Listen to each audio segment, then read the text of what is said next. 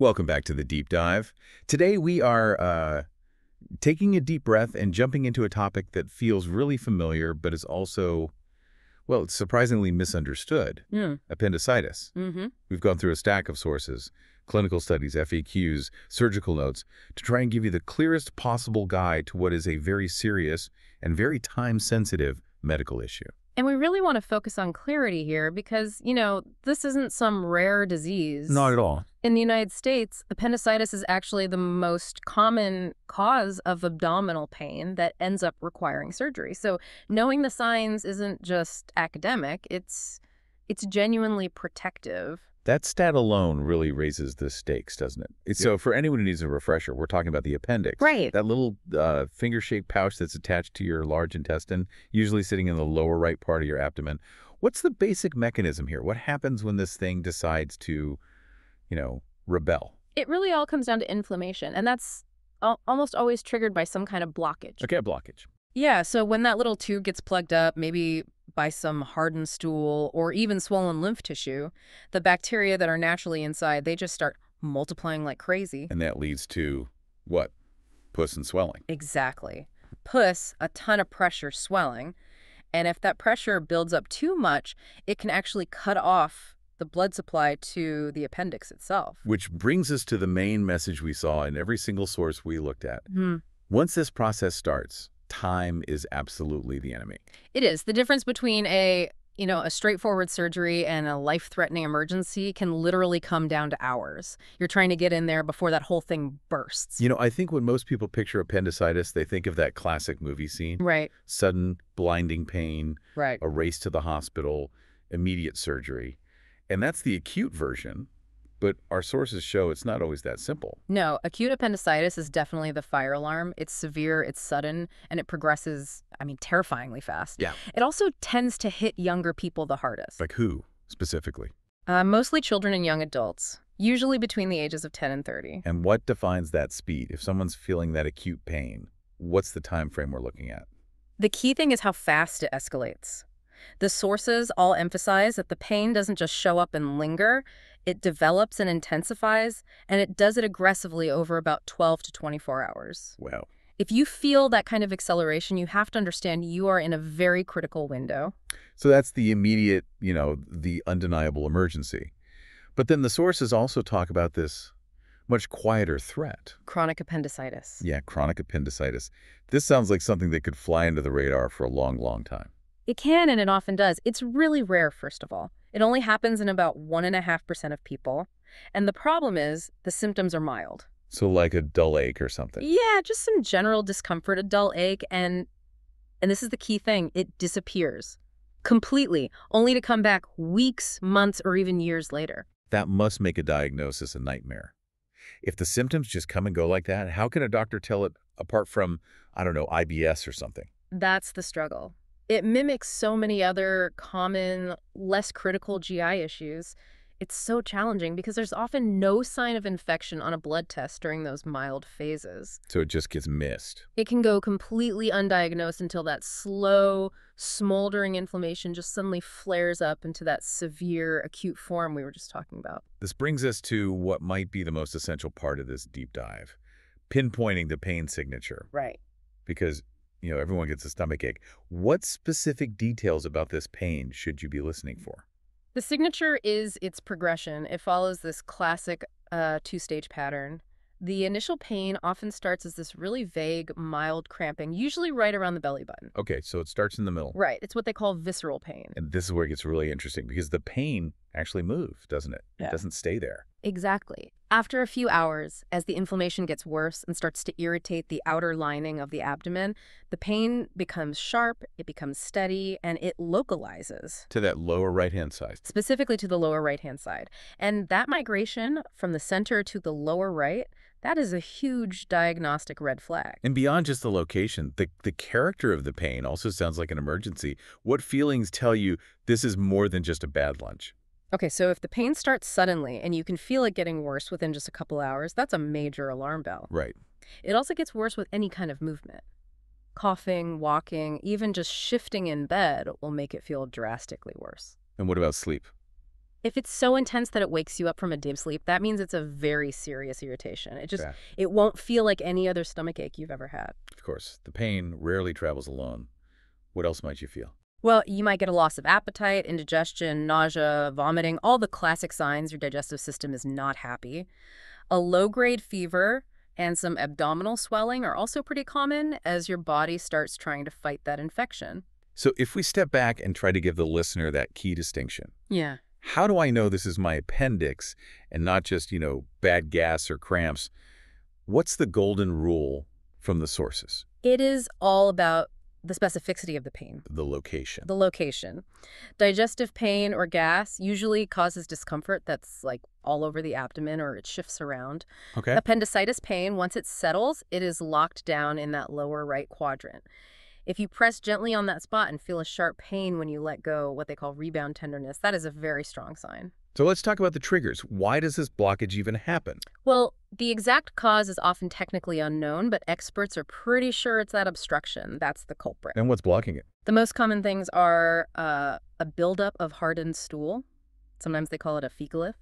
Or it could be swelling of the lymph tissue in your gut.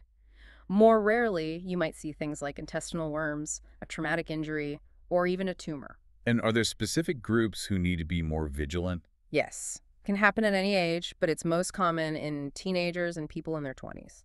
And I saw it's slightly more common in men. That's right, statistically more common in males. And interestingly, and we should come back to this, having a family history of appendicitis also puts you in a higher risk category. Even though the cause seems to be mechanical. That's fascinating. Okay, so given that every hour counts, we have to talk about the stakes. The whole goal of treatment is to prevent a rupture. What happens if that appendix actually bursts? A rupture is basically an internal contamination event. Wow. Yeah, fecal matter and bacteria spill out into your sterile abdominal cavity, and that can kick off a life-threatening infection. The sources outline 3 major complications from this. Let's start with peritonitis. That sounds like just total chaos. Peritonitis is exactly that. It's an infection of the peritoneum, which is the membrane that lines your entire abdominal wall. Okay. When the infection spreads across that huge surface, it can cause massive fluid shifts, shock, organ failure. It is extremely serious, potentially fatal, and requires immediate aggressive antibiotics and surgery. Not just to remove the appendix, but to wash out the entire abdomen. Then you have abscesses, which sound more like the body trying to contain the disaster. That's a great way to put it. An abscess is this localized, painful pocket of pus that forms as the body tries to wall off the infection. Still sounds bad. Oh, it is. It still requires heavy-duty antibiotics, and, crucially, a doctor has to physically drain that abscess to get all the infected fluid out. And then there's the most severe complication, the one that the sources say requires an immediate 911 call.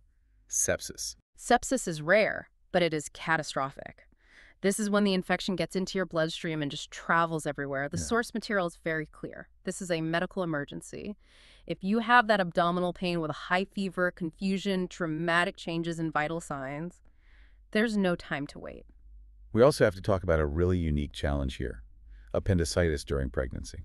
This is a scenario where the stakes are just doubled.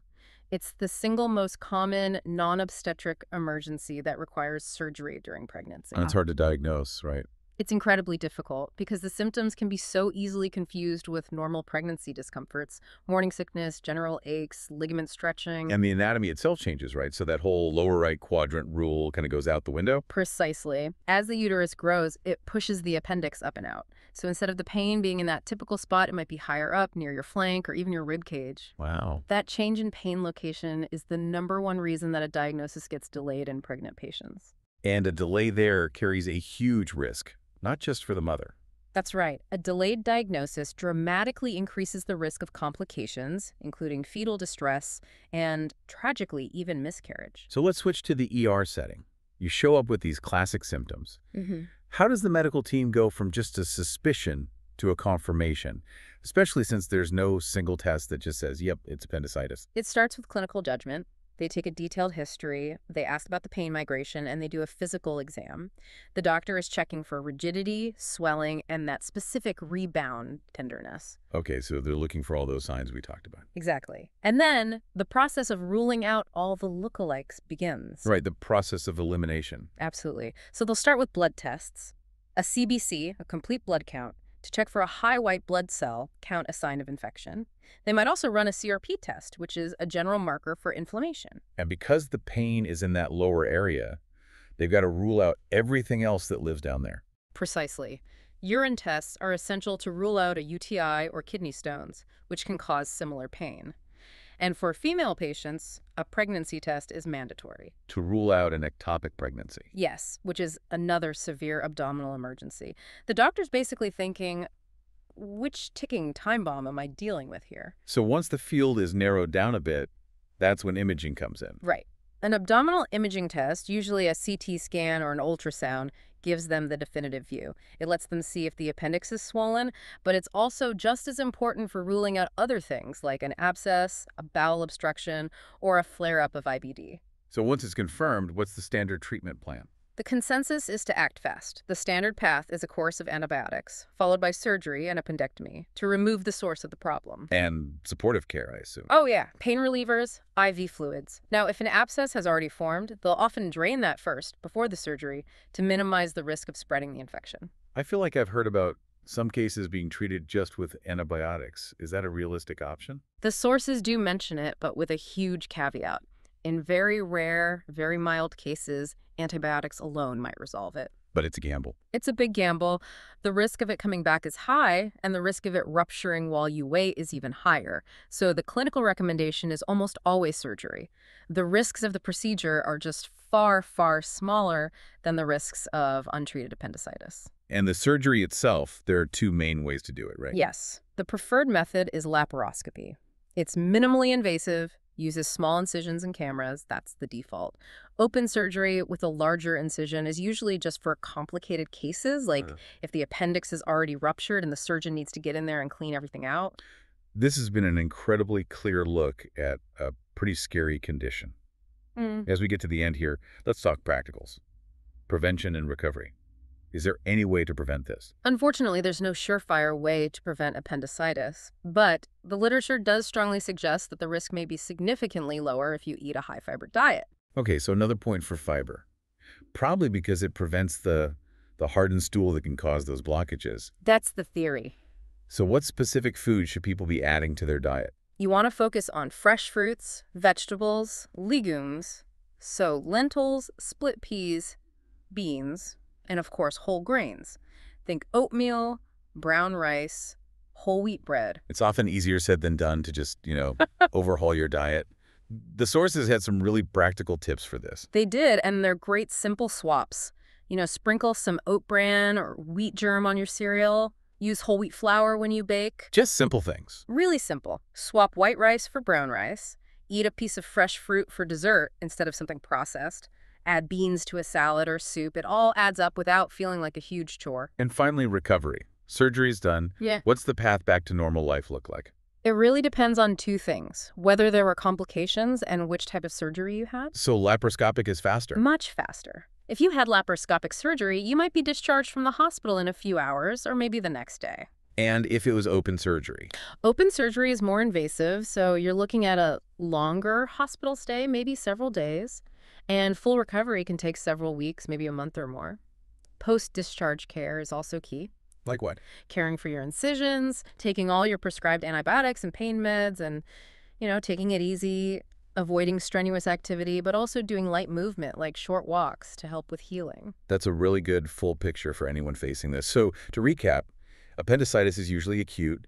The pain is specifically locked in that lower right area, and acting fast is the only real defense. That is the ultimate takeaway, because the risk of complications like peritonitis and sepsis is so high, any severe, rapidly worsening pain in your lower right abdomen has to be treated as a medical emergency. Don't wait it out.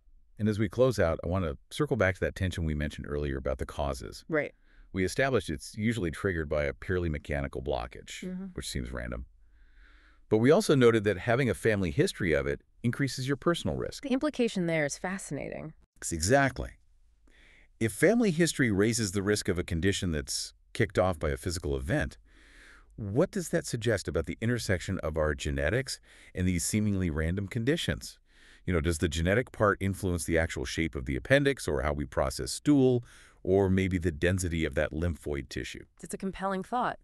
It is. Yeah. That even in an acute surgical emergency, our genes might be sort of preloading the risk for what seems like a simple plumbing problem, something to mull over as you increase your fiber intake this week.